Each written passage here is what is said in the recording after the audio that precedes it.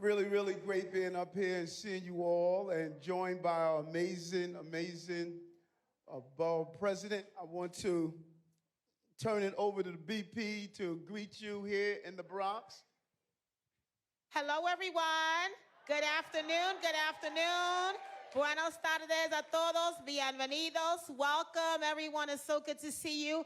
Monroe Older Adult Center. All right. Okay, Mr. Mayor. Mr. Mayor, this is the Bronx, so if it's okay, indulge me for a second. Wepa! I love it. So much love here. So let me thank Acacia and our program director and really all the elected officials. We're now joined by our New York City Council Majority Leader, Amanda Farias, is here with us. And we want to thank our mayor, Eric Adams, and our DIFTA commissioner, Commissioner Lorraine Cortez Vasquez, who does amazing work on behalf of our older adults across the city of New York. And working together with all of our commissioners and city agencies, we've made a tremendous amount of progress when it comes to serving our older adult community. I don't often use the word senior, but instead I say seenager, right? Because you can be whatever age that you want to be. But most importantly, it's about making sure that all of you have the resources and programs that all of you need. Older adult centers are the beacon of our community. They provide stability, they provide a place of comfort, of welcoming, good food, great music, great programs, arts and crafts. And so we always want to make sure that we are fighting to get all of you even more programs and more resources. And I'm so thankful that we have elected officials like our majority leader, like Senator Natalia Fernandez, and so many others that are making sure that Monroe, older adults, and also throughout the entire Soundview community always feel loved and appreciated, and that you're in dignified spaces that recognize all the work that you have done to make a difference in our community. We stand on your shoulders for all the work that you have done here in Soundview and throughout the borough. So I'm excited to be here. I know you all have many questions, and most importantly, this is not the last time we will be here. We serve all of you. We appreciate the work that you do, and we value these partnerships. Family days, back to school events, all of the different events that we have here in our community is for you, your children, your families, and your loved ones. So I want to say thank you for being here, an official welcome, and we look forward to today's Older Adults Town Hall. And thank you to all the members of the administration for being here today. Gracias a todos. Thank you, Mayor. Thank you. We're going to turn it over to our majority leader, Councilwoman Farias. Thank you so much, Mr. Mayor, our commissioner, the borough president, and everyone from the team out here to come and join us here at Monroe. For those that are not familiar, I'm your local council member, Amanda Farias, and I'll be short because I want us to get to it. Everything the BP said is right. These centers are the places where not only are all of you folks able to participate in a variety of programs and resources, gain benefit, create community, but also your space that is supposed to be your safe haven where we're making direct investments to ensure that you get to age in place, see your grandkids, be with your kids and family, all in the community that you help invest in. And so with that, I'm looking forward to the dialogue today, looking forward to continuing the investments and the future that we have planned for this center. And working with the administration to get that done. So thank you so much, and I'll kick it back over to the mayor. Thank you. Good seeing all of you, and it's great being up here in the Bronx, being joined with our elected officials, just really to engage in the conversation with you and hear your questions. We have held a number, what is this number what, Commissioner? 28. This is our 28th older adult town hall, and about 41 town halls in the community. And so it's so important to be on the ground. And I'm sure in the many years of mayors in this city, I don't think there's been a mayor that has been on the ground as much as I have and I reflect on my days of being a police officer and how if you're not on the beat talking one-on-one with people, you cannot identify the problems that they're having. And so if we were to go back to January 1st, 2022, our city was dealing with COVID. Many centers like this one here was closed down. We were dealing with a crime and overproliferation of guns on our streets in the city. We were dealing with the lack of housing. We were dealing with issues around how we were going to put money back in the pockets of New Yorkers. I like to say, as the borough president always teases me when I say it, we cannot lower the price of bread, but we wanted to put bread back into your pockets. We wanted to focus on NYCHA and making sure NYCHA was finally respected the way they deserve to have been treated. And so 3.5 years, hi Senator, how are you? 3.5 years later, what have we done? We have put $30 billion back into the pockets of working class people. We have we're paying off medical debt for any low-income New Yorker, and billions of dollars. We already paid off $80 million. We made sure that if you're a low-income New Yorker, you are not paying any income tax at all. No income tax. If you have children, we are having universal after-school programs. We have increased the number of pre-K and 3K seats, the more seats in the history of this city. We have also ensured that we have reduced fare MetroCard, which I'm sure many of you benefit from. We have put in place the right things for our young children who are in foster care. We are paying their college tuition. We're giving them life coaches until they're 21 years old, and we're giving them a stipend. And for your grandchildren and children that are young people, we created over 100,000 summer youth jobs. We ensured year-round education with 110,000 what we call summer rising programs. Our children were open to be in the schools consistently and the support they needed. We dropped unemployment in the city-wide, but particularly in the Black and brown community. We dropped unemployment by over 20%. And we looked at the housing problem. In year 1, year 2, and year 3, we built more housing in the history of the city in individual years. Moved more people out of homelessness into permanent housing. More people are using the FEPS voucher program in the history of the program. And to keep you safe, we removed over 23,000 illegal guns off our streets. And those scooters that I hear about all the time, we removed over 110,000 illegal scooters, dirt bikes, and ghost cars. And so when you look at the numbers, and we have a few of our wins on the table, when you look at the numbers and where we were and where we are now, you're seeing that the city has moved in the right direction, even with COVID, even with 230,000 migrants and asylum seekers. 90% of them have taken the next step on their journey, no longer in our care. Even with bringing down crime in our subway system is now the safest than what it has been in the entire recorded history when you take the 2 years of COVID when no one was on. So we have a lot more to do, but trust me when I tell you, we've done a lot. And we're proud of what we have done with our partners in Albany and our partners here in the city to make sure that this city is the best place to raise children and families.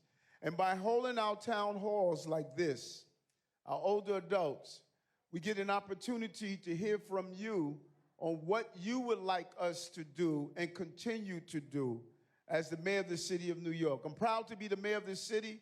I was proud to serve you as a police officer, a sergeant, a lieutenant, a captain, as a state senator, as the borough president, and now I'm the mayor.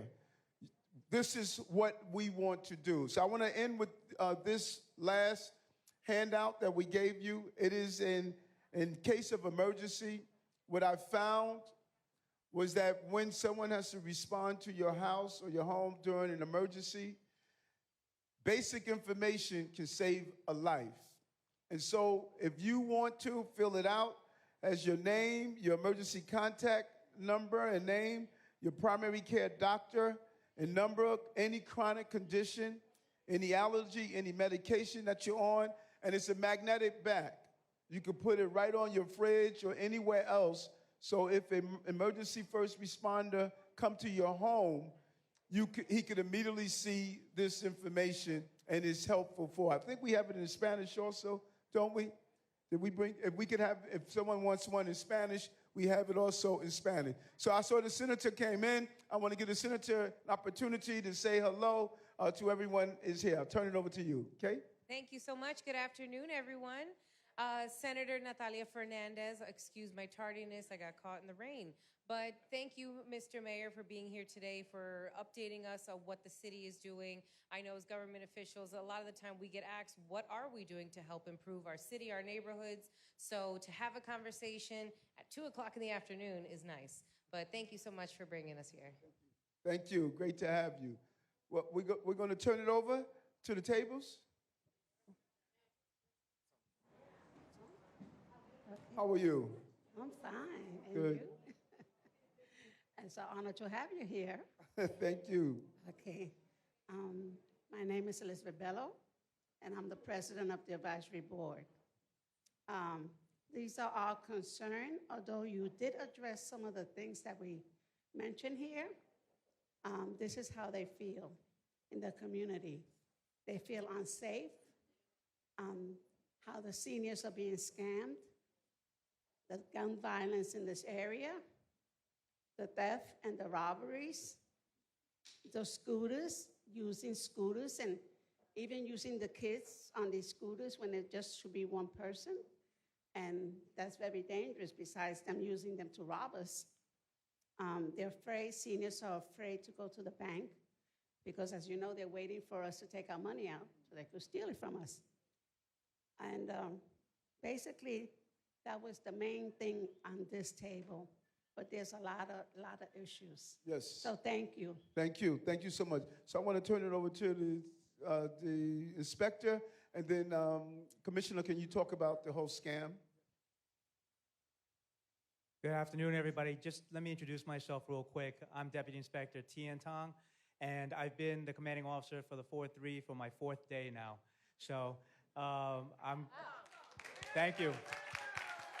So just to address some of the things that you said, I want to talk about my background a little bit. So I have 22 years on the job. I started off in housing. I was a PSA 7 cop, and then I became a sergeant in the 4-2.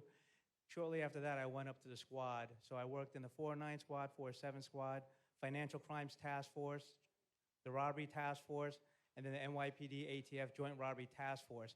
So I bring that up because I want to highlight my experience, because a lot of things that you mentioned are some things that I really take into account and I really want my team to focus on. Everything that you said, from the robberies to the scams to the elderly scams.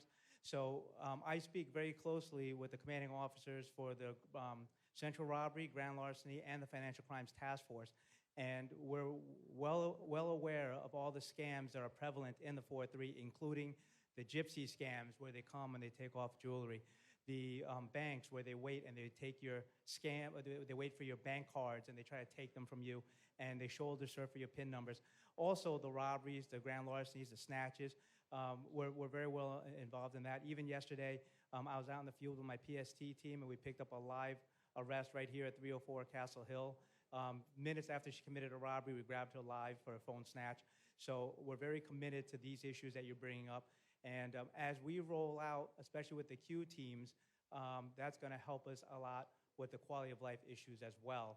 So I'm giving you a little bit of a lot here, but I just want you guys to know a little bit of my background. These are the things that we know and that we can talk about and that we have the resources that we're going to get out to you. Now, the second part of that is to have the cooperation with the crime prevention community affairs guys to get that outreach going so we can educate people on how they commit these scams. Little things like when people buy things on Facebook Marketplace, right? Why do we go to some place at 9 o'clock at night in the bowels of the Bronx when you can just come to a precinct and we have the cyber exchange programs? Come to the precinct, it's well lit. If they don't want to come, your spidey sense should be tingling. Maybe this is not a good place to do an exchange. These little things, we're going to have our community affairs officers and crime prevention officers reach out to you, and we'll get that done. In crime in the precinct, do you have how we're doing around gun violence and the major crime categories? So overall, Mayor, Yes. we're actually down across the board in our 7 major crimes, and that's true for the week to date, 28-day, and year to date. I don't have the exact numbers. Yeah, no I problem. apologize, but for 28 Only 4 days, days in, so that's okay.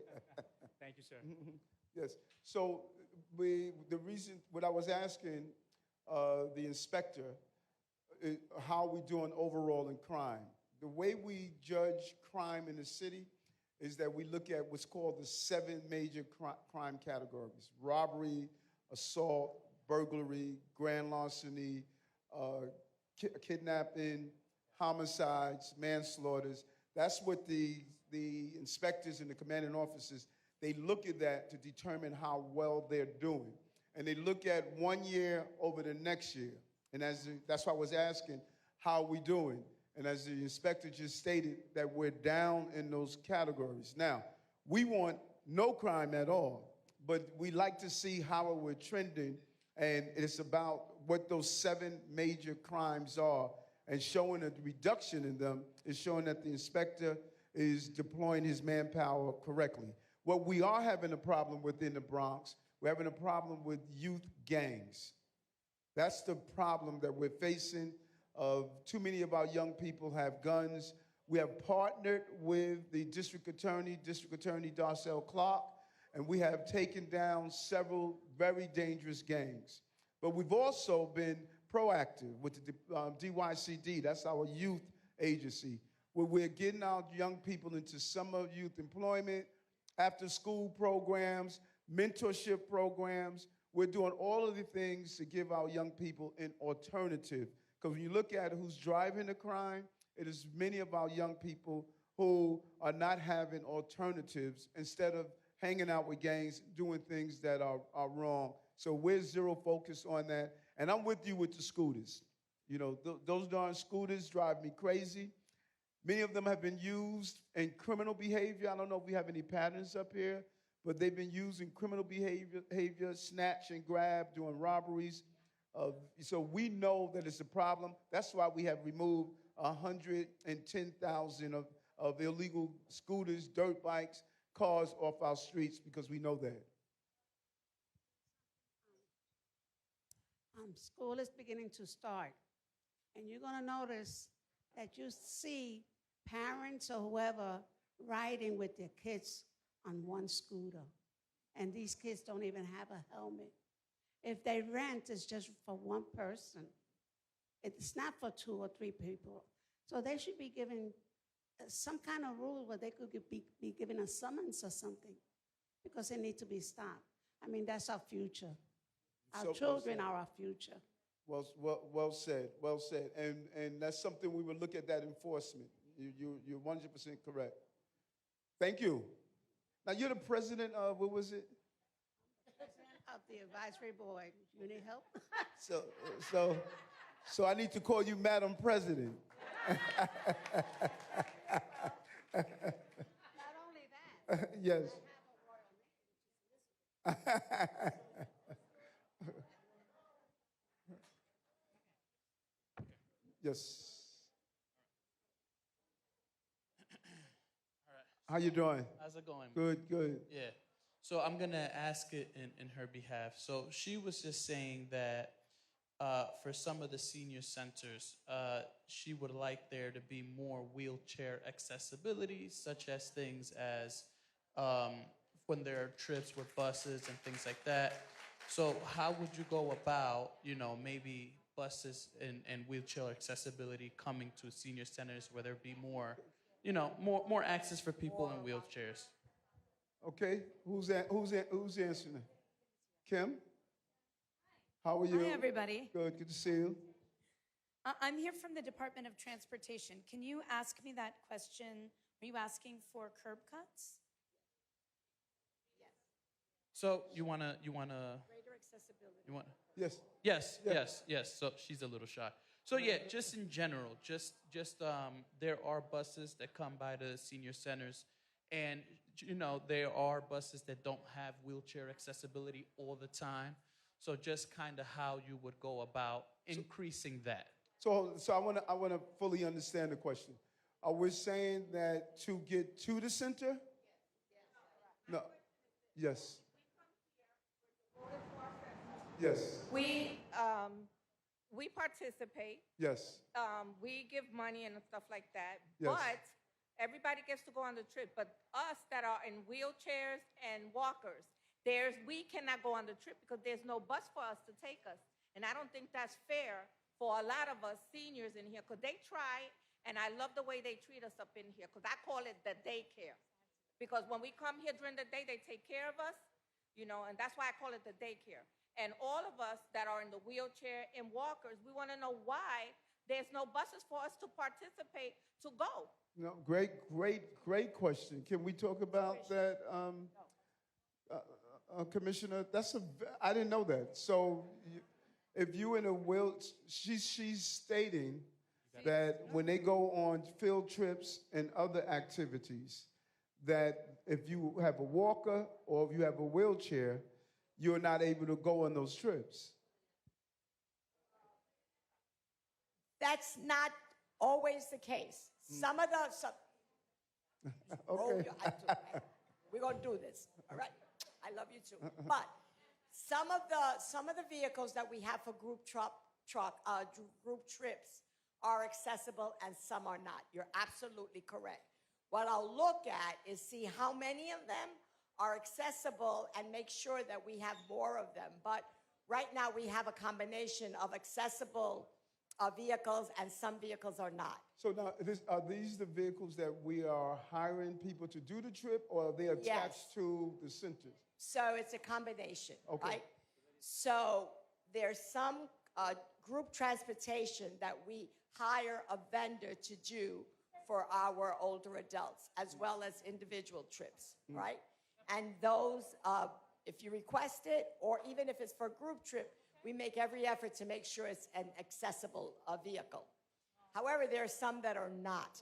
Some of And the we are aware. transport vehicles? Some of the transport vehicles are not. Okay. And it's one of the things that we're looking at with our vendor to say, okay, how do we increase this? But it is one of those situations. It's about availability, all right? But we're very conscious of that. And then I just, for everyone's edification, we have 3 types of transportation programs. There are some transportation programs that are directly affiliated by the Older Adult Club. They run them, and those are usually for one-on-one trips to bring you to the center or to take you to a pharmacy or a doctor. Then what we have is the group trips and the citywide trips for older adults who might not be affiliated with the center. We want them to also have transportation, and we have a vendor for those individuals who are not participating in centers, who want to go to a doctor, to a pharmacist, and things of that nature. So those are the modes of transportation that we contract for. We have to fix that problem. You should be able to, no one should be stymied based on their mobility. And so we're going to dig into it. You know, you should be able to go to whatever activity that is taking place. That's the whole point of being part of an older adult center, that you're going to be able to participate. And so let us look into that, and let's come up with a response. We have to figure out a way that no matter what your mobility is, you could enjoy whatever function the center has. So I want to look into that. Yeah, I want to look into that. So let's figure this out. I want to sit down and figure this out. You know, I didn't know that.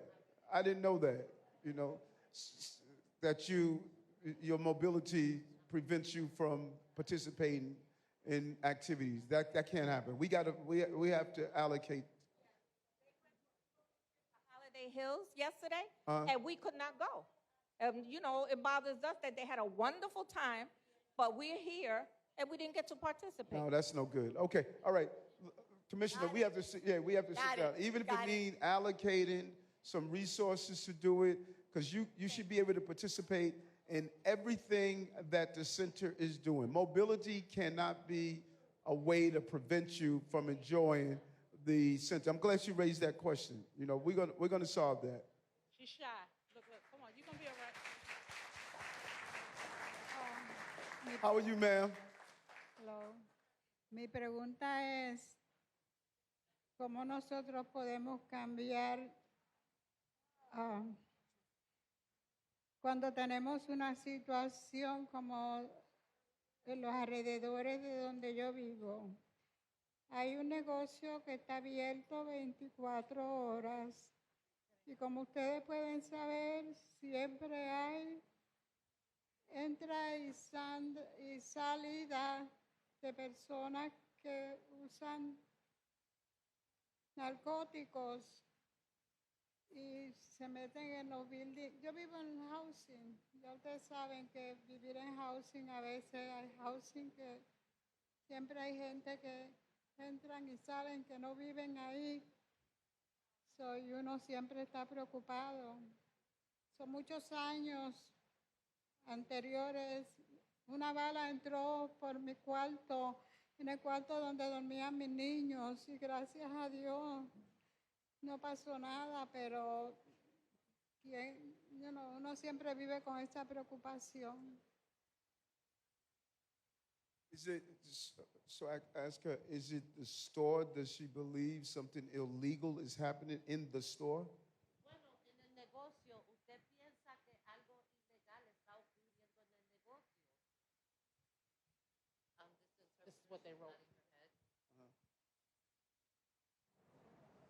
Okay, so it's a 24-hour store hanging out, drug drinking. Okay, Captain, do we have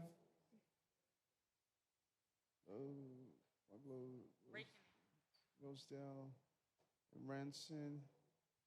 So we're gonna have Commissioner and Captain. Can we have someone speak with her privately after and find out the location? Okay.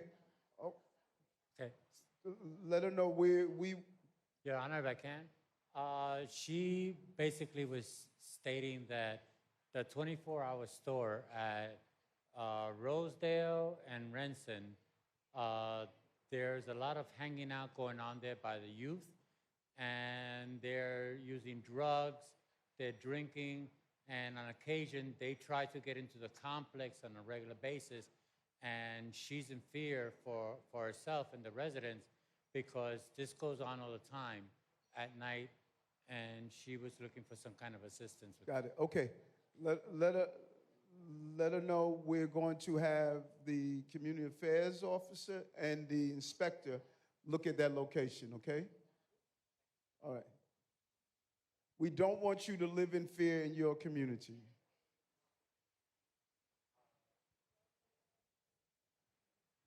How are Good you? afternoon. I'm good. How are you, Mr. Good, Mayor? good. So our table came up with the following question. Can our center be awarded with more funding in order for us to receive more quality programming, like educational programs, recreational, like arts and crafts, for example, and possibly an addition of a workout room? Wow, workout room. I love that. So, we are always looking at that. But what I want to say is that when we were making some very tough budget decisions, this administration made sure that we did not close older adult centers. So there were 21, we had a budget cliff.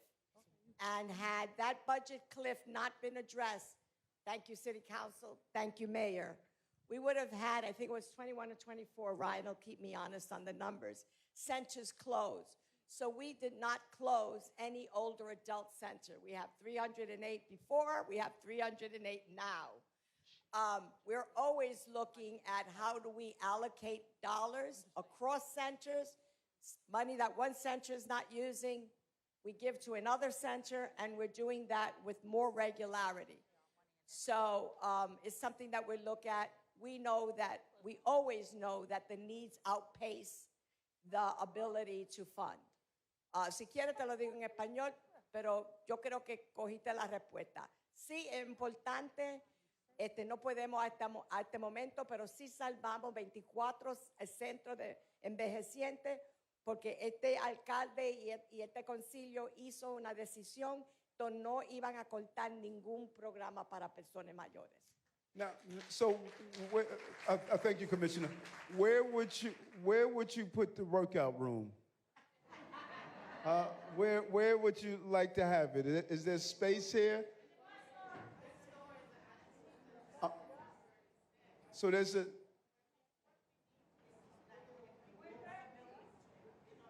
Well, Mr. Mayor, can I chime in for a second? Yeah. Hold on one moment. Let me come right back to you. We need some bands, workout bands that we can, like stretch out. Some bands? Yes, and weight lift stands, and there's no space for it, and they can have a small, like, treadmill for us placed somewhere where we can have a little exercise. Right. Because we don't have it at our homes. And this is our second home. Is there a space? You have a space? For that, needs to be transferred to the director of the program. I'm sorry. I'm sorry. Say it again. Small treadmill. Okay.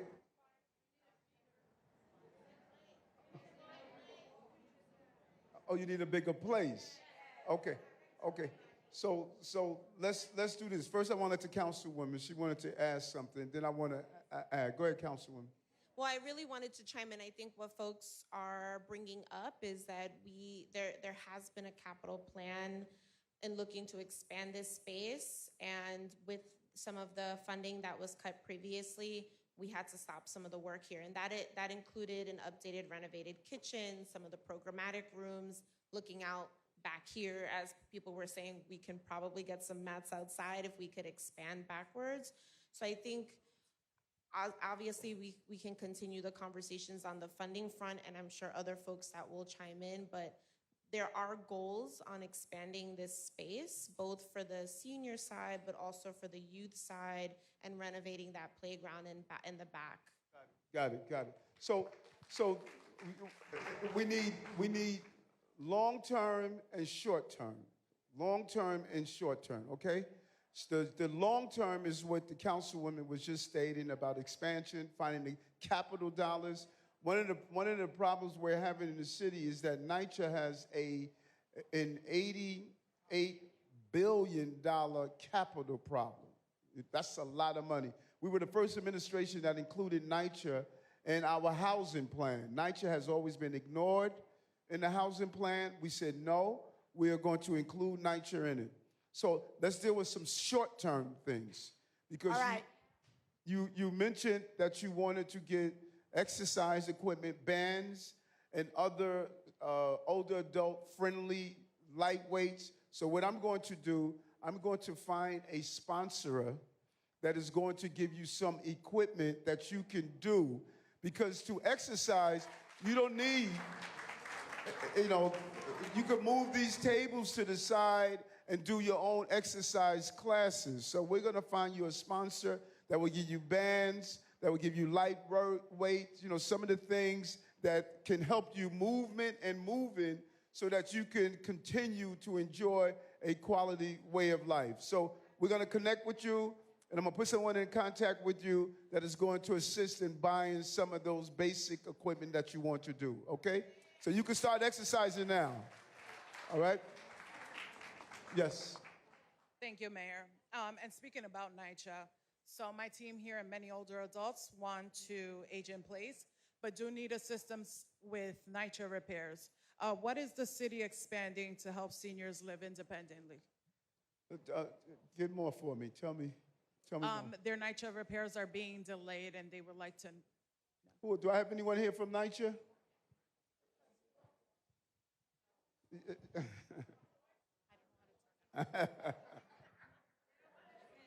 And, you know, and come up front for a moment. Come up front for a moment.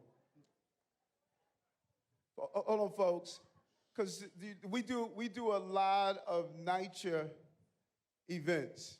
We do a lot of NYCHA events, and oftentimes the NYCHA employees who are on the ground doing the work, they get a lot of blame. And they get a lot of blame. And I have never met a more dedicated body of people who want you to have the quality of life that you deserve. But the federal government has abandoned NYCHA. The state has not put in their funding. We are putting in our funding. But when you look at the repairs you're talking about, the total of the repairs is over $80 billion. And so when you get a NYCHA staffer who's coming out and want those repairs, we want to repair the roofs, we want to repair the elevator, we want to repair the doors, we want to repair the grounds and the facilities. But when you look at what they're working with, they don't have the money to do it. And our entire budget in the city is only $115 billion. So NYCHA repairs are $80 billion. So we really need the federal government and our state government to help what we have been doing on the city level to make sure that we get money into NYCHA. So when you look at a NYCHA staffer, oftentimes they look like you. They're from the same communities. They don't like being holding up repairs, just as you don't want them held up. And so if there are emergency repairs, they want to respond to them right away. They want to get them done. But we have a capital problem. The money should be coming not only from the city, the federal government needs to reinvest back into public housing, and they have not. And that is causing a lot of the problems. But if there's some emergency repairs, can you just go over? And first of all, thank you for the work that you do. You know that? Can you just go over, just the whole system of repairs that we're doing? Hi, how you doing? My name is Jasmine Williams. I'm a neighborhood administrator for Bronx 2. The system, how we handle repairs is when you call in the repairs to the work, you put in a work ticket, and every neighborhood has a borough planner. And then you will call into the borough planner to schedule out those repairs, all of the repairs in that location strain. So if you have plastering, plumbing, painting, all of those things, it will be scheduled out in order so that you have a date for every repair that's in the location strain. I also tell sometimes that it's two people manning a phone. I know my particular neighborhood, which covers Throsneck, Soundview, Castle Hill, they get over 100 calls a day. So they are working to call you guys back and schedule out your repairs. But if you can't get through, just like I said, I check the queue. Neighborhood administrators, we do check the queue in reference to the answering and response time and that you're getting services. So once that's done, if you need to reschedule or anything of that nature, you would call back if something comes up. We understand that, but there's an escalation, and you can always, your management office is open and able to assist you from the hours of 8:30 and 4:30. Thank you. And what we want to do is modernize the process of putting in those tickets. We think there's a better way to do it, and we want to continue to use technology to make that response and that communication easier and friendlier so that you can get a faster turnaround to get those repairs done. Everything from leaks to heating issues, we've heard them all. And the goal is to get you the response that's needed, and that's what we want to do. So we hear you, and we know that repairs is an issue in NYCHA. And our focus is on making sure they're done. Now, we also believe NYCHA has a special monitor. We believe that it should be placed under the control of the mayor's office so that we could hire and fire and we can actually make sure people are doing what they're supposed to be doing. If they're not, like we had the case down in Reese Housing when there was a false alarm on the water. I couldn't take any actions because I'm not in control of NYCHA. You know, you think I am, but I'm not. NYCHA is controlled by a receiver and a special monitor. The mayor is not in direct control. I think the mayor should be in direct control, so when I come up to one of your housing and you have a problem, you can say, Mayor, what are you doing about it? Because I'm responsible for the hiring and firing like my other agencies. Okay, thank you for your question. How are you, sir? Good day, Mayor Adams. I'm asking this question from my friend Kati. Okay. And it has to do, first of all, I want to welcome you. Thank you. To our senior center. Thank you. It is a privilege. Mayor Adams, thank you for the work that your administration has done this far. My concern is for the elderly and the rising cost of living expenses, such as housing and food. How can you lower things? Yes. And I say it again. I cannot, how do you say bread in Spanish?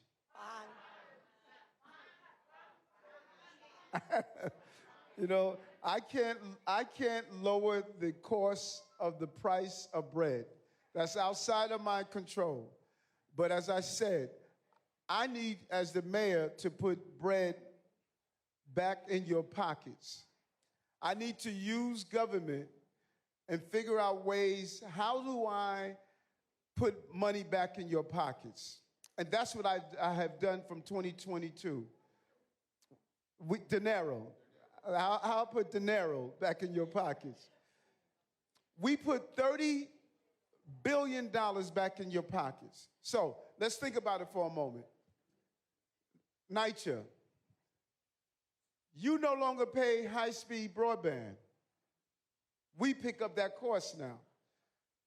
If you look at how much it costs, I don't know anyone who's not in NYCHA, what do you pay on your cable bills? How much? $201?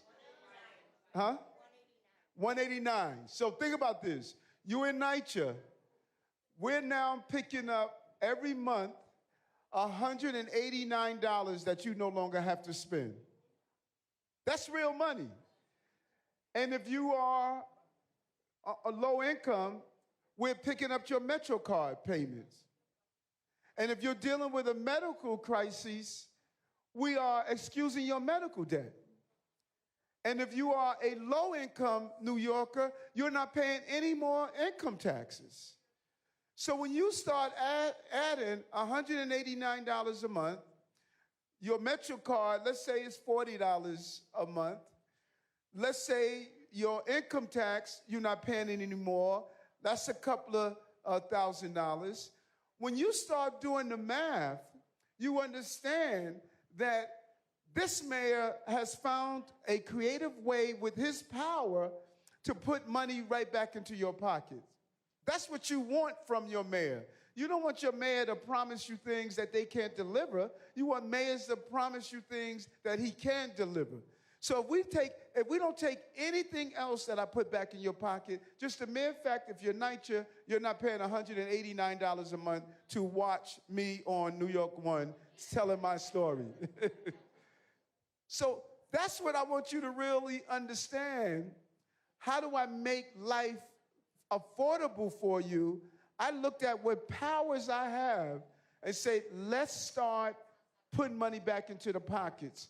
If you live in NYCHA and you have children in pre-K, 3K, we dropped the cost of childcare from $220 a month to less than $20 a month. Think about that. Start doing this math on how much I started taking away expenses off of your plate and say government should pick up those expenses so that this city could be more affordable for you. And that's what mayors should do. They should say, how could I put money back into the pockets of New Yorkers? And this way, they could afford to live in the city. And no one has done it better than this administration, and we're going to continue to do it even more as the years go on. Thank you.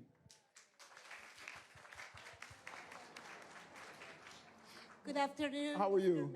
Good, thank you. Wait, who's translating if you're speaking?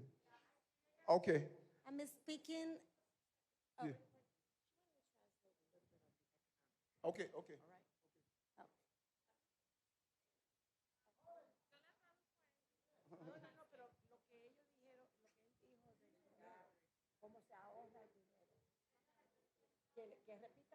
Yes.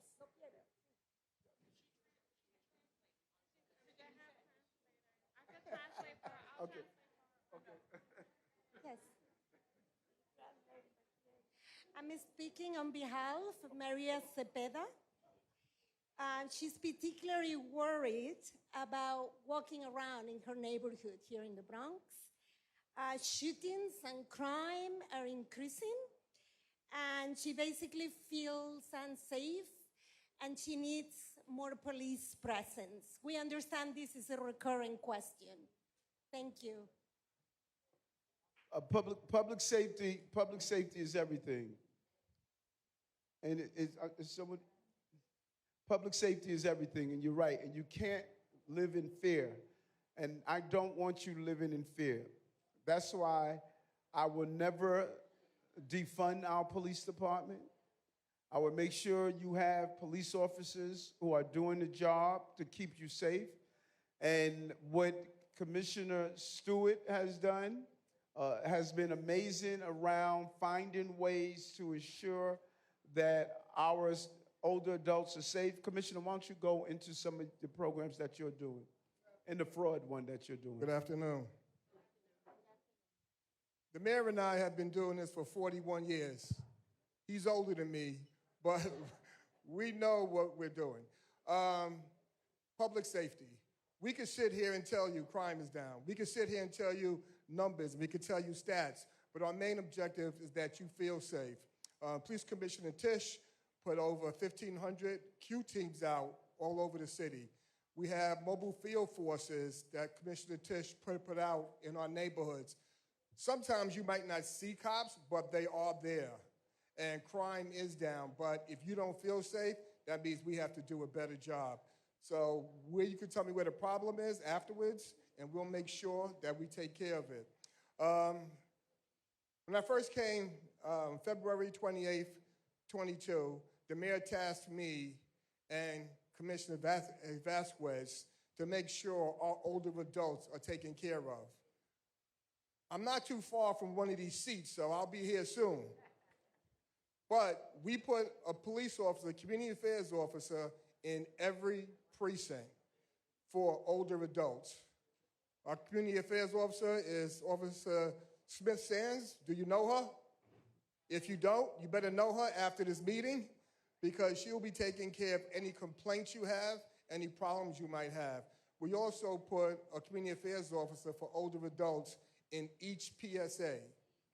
So whatever complaint, whatever problem you might have, some people feel intimidated going to the precincts, but community affairs officers there to able to assist you. We had a question about the scam alerts. I oversee our crime prevention. We set up a date here now. You might want to write this down. It's going to be September 12th at 11 o'clock. Our crime prevention is going to come here and tell you about all the scams that's happening in our older adults. That's our main problem. The main problem is that these bad guys prey on you. They got my mother twice.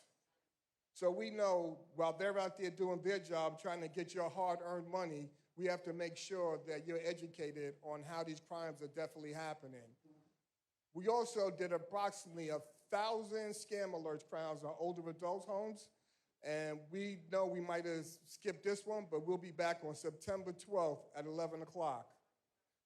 We also do older adults events, bingo, Valentine's Day, we also do that. And I know you guys don't like to hear jazz. The last time I heard you want to hear some R&B, hip hop, salsa, so we got rid of the jazz bands.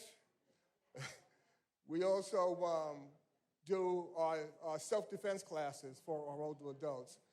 For the whole city, we did approximately 1,500 self-defense classes for our older adults.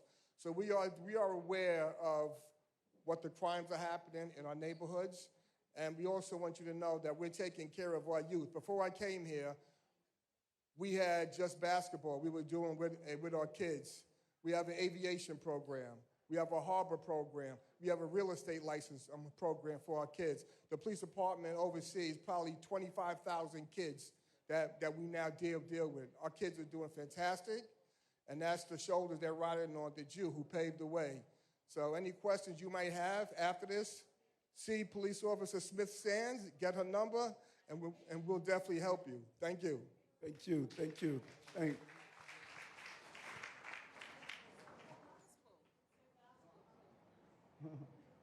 How are you, ma'am? Hello. How you doing? Good. Mayor Adams. What can you do about residents who Talk to the mic. What can you do about residents who own dogs that are above the size and pounds, weight that residents have and are not walked on their leash?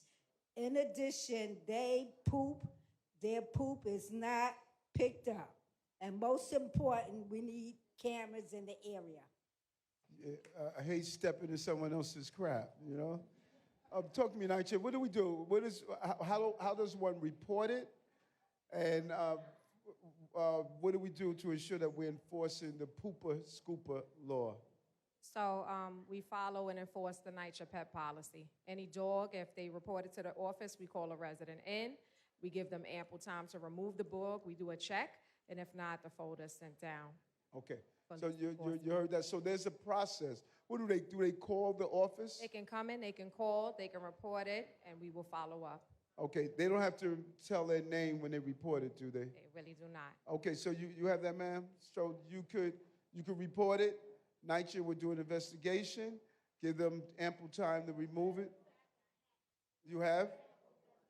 Okay. So let's make sure they do something.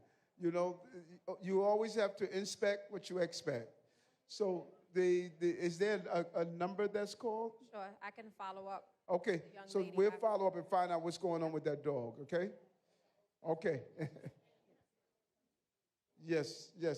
Madam President. How many presidents do I have Oh, no. Okay. I'm the president of James Monroe. I oversee the senior center. Okay, got it. Okay, You know? so Madam President. Madam President. That's right. Presidente. Okay. Yes. The adults here have to go next door. Okay. I know on your campaign you said you were big on getting the kids the places, right?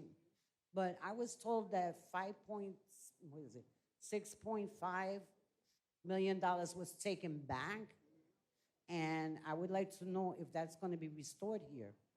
You know, I understand that the seniors, I mean, I don't mind them being here, but our children need help over here. Right. They are out of control. That's number one. And number two, you know, it's not fair that the good kids don't come outside. Right. The good kids, I have my grandchildren and great-grandbaby out here, you know, and they need to come out. It's not about staying home and whatever.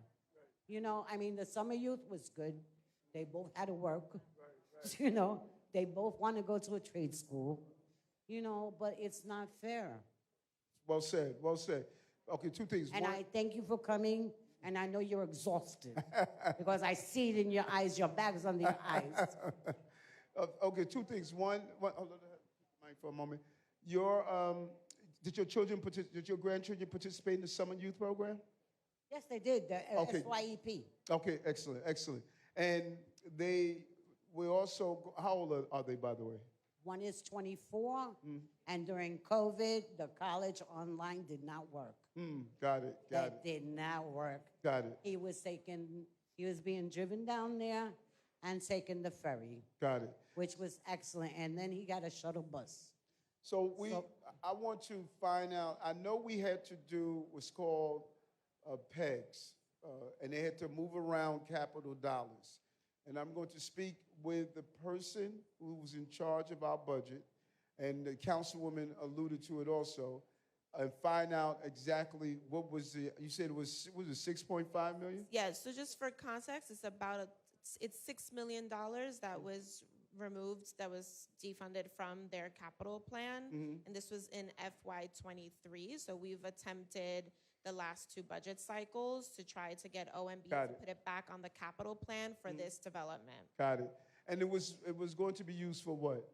For the renovation here? It was the senior side renovation because the youth side's renovation already was completed. And so we were up to the point of this reno where Miriam and I were picking tile colors here and different the program and the paint. types of program and the paint. And then we had all of that had to subside because the $6 million was taken out of the budget. So let me look into it and find out exactly what's going on with it, okay? Please do, because, you know, our kids deserve a lot better. Yes, got it. You But know, I thought you did I don't the know youth if it side. was housing that took a bang, but, you know, fingers were pointed. Yeah, but I thought they did the youth side. That's here. Oh, this is the youth side? Yeah. And where's the senior side? Is the other side? That's there, over there. Got over it. there. Okay. All right, let me look Now into you it. understand where I'm coming from? Yes. Yep. I tried to explain it. I'm sorry I didn't go to the presidents or the presidents down at Gracie Mansion, but I was there before. Okay. All right. Got Thank it. you. Got it. Thank you. Yes. Where am I? Who? I have for Commander Tish. Your name? Your name? Yes. My name is Joanne Wilcox. I'm Secretary on the Advisory Board. My concern here is the center. We have no security. I fear one day that somebody's going to come and rob us seniors because they know we have money, we have parties, they hear the loud music. What can you tell me? What can be done? I fear if that day ever happened.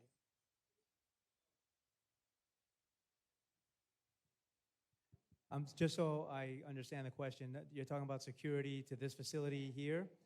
Okay, so I think during the summers, we actually, this is actually the commanding officer for the for PSA 8, so I think he's better suited to answer this.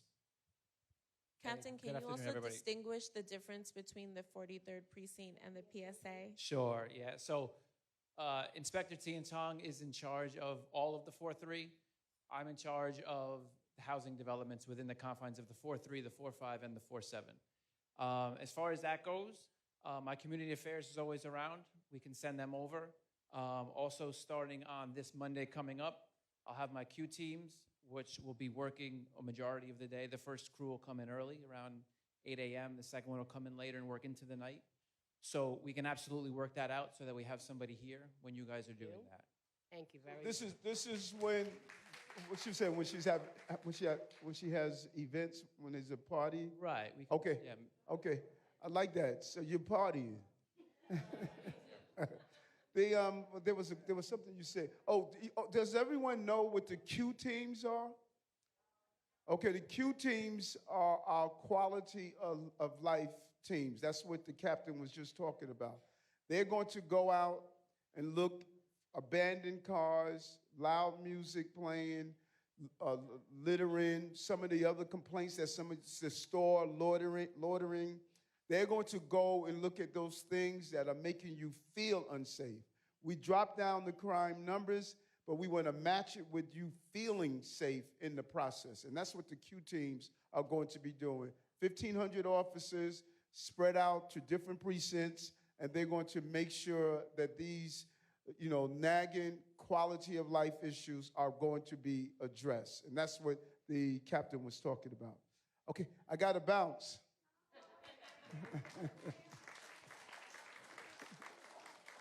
Wait a minute. This is the president.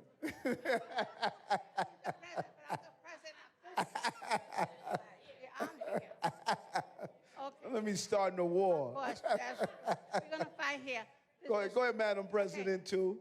Okay. No, I'm one. I'm the out of We're going to battle here. Okay, the question that I want to ask was that nobody asked about this question. Yes. We need a mental health social worker on site in the center. We don't need a worker that we have to call and make an appointment because that's going to happen. They're not going to do that. They need somebody in the center, a mental health social worker. Talk to me, It is- Commissioner. we desperately need one.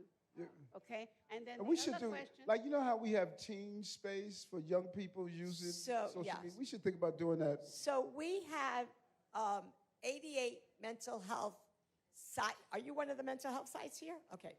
We have 88 mental health sites infused in our older adult centers. We will, Ryan and I, as I'm talking, I'll have to look at Ryan. Ryan and I will be looking at what do we have in this community? Either it's an adjacent one or how is it that we can place one here? All right? Okay, okay. We're going to get you. You're going to be the last one because you've been so patient. You've been so patient. Hi, good afternoon, James.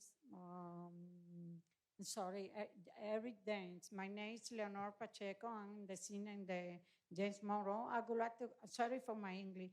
I would like to know, make a question about the parking lot from the senior center. Before people can park in there, they use a wheelchair walker, and then they put it private. Nobody can park in there because the police or NACHA come in the front, make a ticket, or call the truck to take the car from there. That's right for the senior. They need that space for the people. They use the wheelchair, like her, worker, cane, and then nobody can park in the front of the senior center. Why? Maybe the police give you a ticket or not, and no one parking. Let him parking. So let me understand correctly. There's a ramp here. Is that what? I'm gonna translate. Hazme la pregunta en español. Okay, eso antes, nosotros los que usan walking senior se podían parquear los que guiaban carros. Ahora Nacha no quiere que se parquee. So she's asking previously on the front, if you see the space, people who were in wheelchairs or handicapped, they used to drive in and park there, and they're no longer able to park there. Now, so they drive in for drop-offs or drive in to park there? Drive in to park to be in the center. Okay, what's it? So there's a space out front? Yeah. Okay, so let me go out. When I walk out, I want to see the space you're talking about, okay? Yes. All right? So currently it's a bus lane now. I'm and sorry? Currently is yeah. Okay, before the NTA took away the bus line, Yes. we used to have like 20 senior driving and they park in front of the center. Okay. When FTA come, they set up the front, both sides. It's no more parking for the seniors. Got it. And I think that's not fair. Got it. Okay. This way? So it's express bus. You can't park. Got it. And that's why before we put in these express buses and all of these bus lanes and stuff, we like to speak to the community and see what the impact of how these street modifications, how it impacts the community. Now you have the bus lane. Is challenging to remove the bus lane and now turn it into parking. So now I understand what you're saying. Are there spaces around the location that could be used?